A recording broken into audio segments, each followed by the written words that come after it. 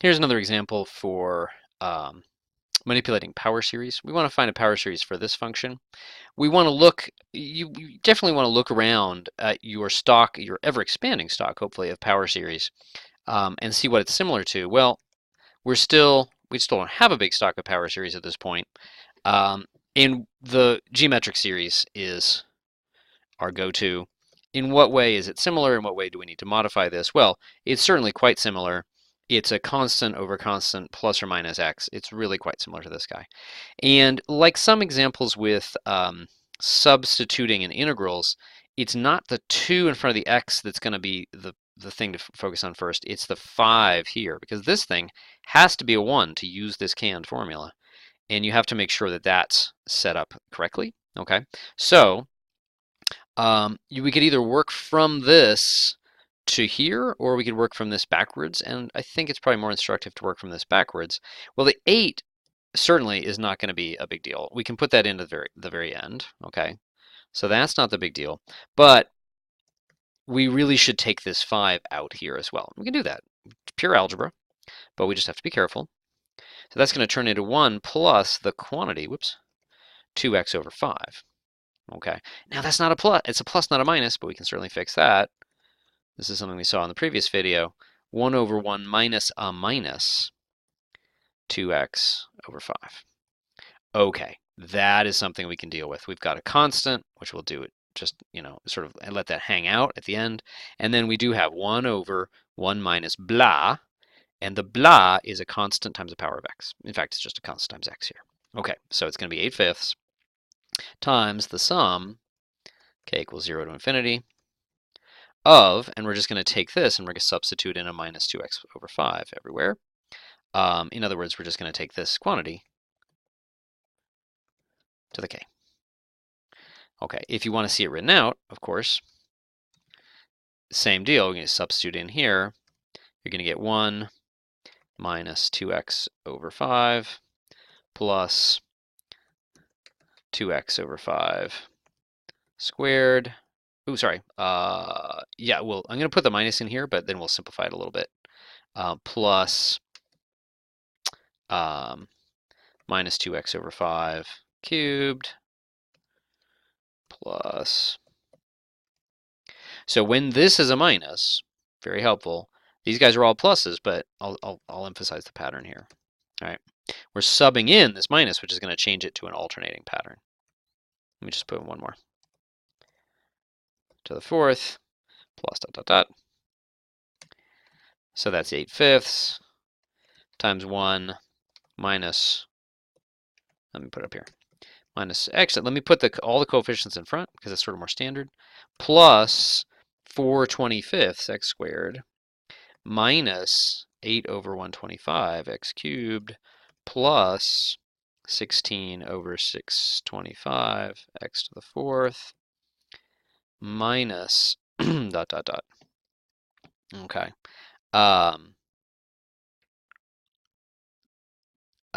Okay, and that looks pretty good. So you can either keep it in this form if you like summations, or you can expand it out in here. So what was about the second part of the question?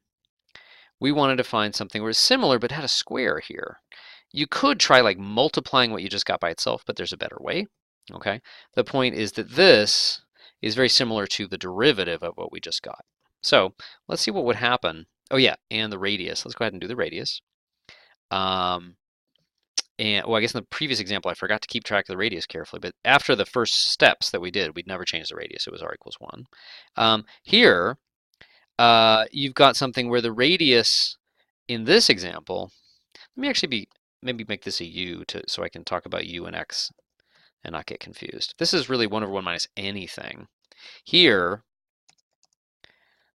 it's wherever that quantity is less than 1. And so here it's wherever this quantity, minus 2x over 5, is less than 1. And so that's absolute value.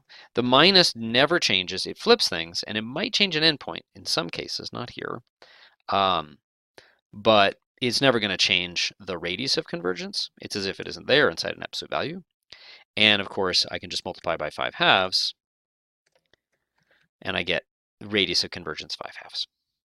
Okay, so what about the next one? This guy, let's take the derivative of this. It's really handy to think about when you've got stuff that might be related by a derivative. Just try it out and see what happens. Okay, that derivative, just to make it quick, it's very similar. Ooh, it reversed the order, but that's okay.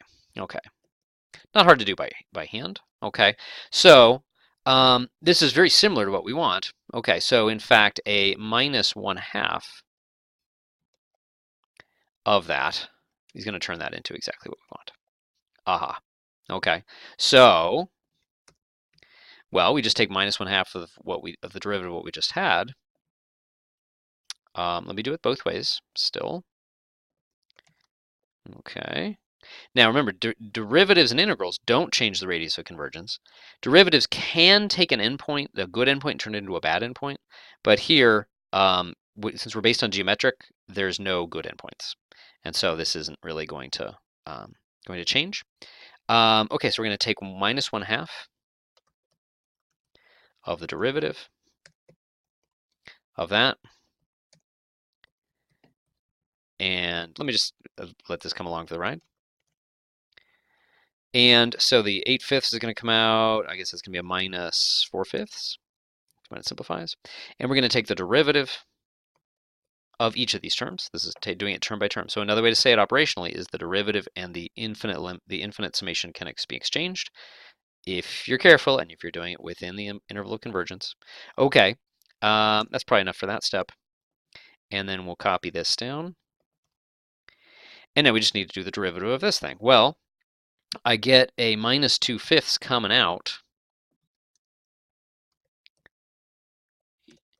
from the chain rule. Okay. Actually, you know what? It's probably, that's probably not a good way to do it. Let me go ahead. It's actually better, before you do this, wasn't really thinking, to go ahead and separate out the coefficient part and the power part. I kind of left it that way because it was kind of cool to see that it was just minus 2/5 x. But even in the original function, it wouldn't be a bad idea to write it that way. Now it's a little easier to take that derivative systematically. So we're going to take the derivative of this. And all that happens, this coefficient just stays the same, and it's not going to propagate out to here. This means you don't have to worry about the chain rule pretty much. And then I just get a k times x to the k minus 1. Okay. Now, the only weird thing about this is that this isn't in the absolute standard form with an x to the k here.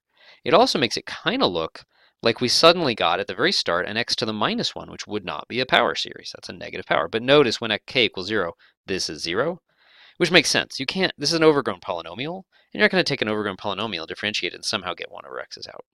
If you want to be clear about that, as usual, the best way is to actually do it with the dot dot dot form written out. Okay, so I'm going to take d by dx, just sort of start over of this. Okay. Oh, and yeah. Okay. Oh, sorry, minus 1/2. Because I still have that minus 1/2 to fix that stuff. Okay. So it's still minus 4/5 times. Okay, and so what I was saying with the k being 0 on the first term, that's because the derivative constant is just 0. So I'm not even going to write it down. The first thing that actually lives is minus 2/5. So let's double check that. That should be when k equals 1 here. You do get minus 2/5. K equals 1, okay, 1, and x to the 1 minus 1 is 0. You get just a constant. So the constant term just comes from the linear term as usual. It's good to double check these things. Plus 8 25ths x minus, it's going to be 24 1/25 x squared plus 64 over 625 x cubed minus. And then if you want the pattern, you probably really want to go back to the summation formula. Okay, that's pretty good for this one.